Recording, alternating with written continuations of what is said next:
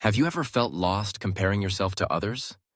What if the key to true power isn't becoming someone else, but finally embracing who you really are? In a world that constantly tries to tell us who we should be, what we should achieve, and how we should look, one of the bravest acts is to accept who we truly are. Many people spend their whole lives chasing the image of someone else, comparing themselves to strangers, trying to become the version society expects, but never really becoming themselves.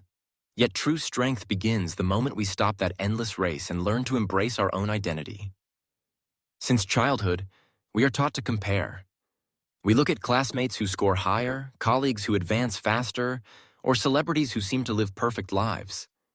These constant comparisons leave us feeling inadequate and stuck in self-doubt. But comparison is a trap.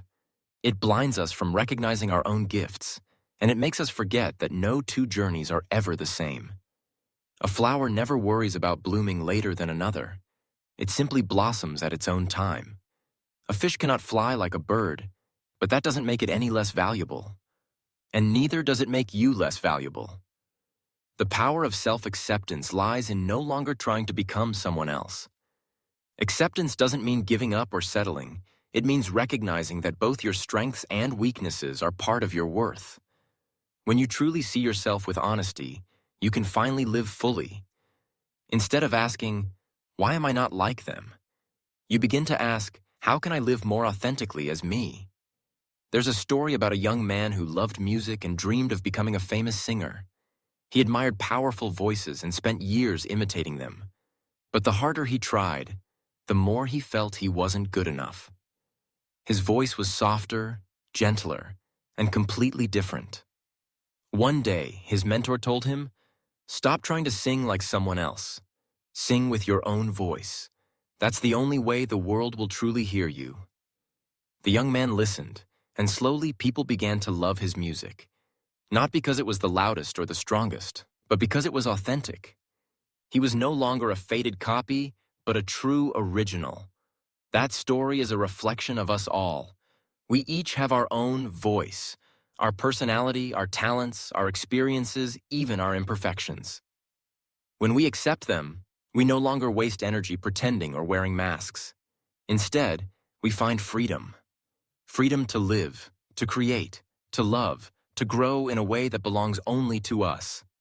Self-acceptance is also a healing medicine for anxiety, pressure, and insecurity.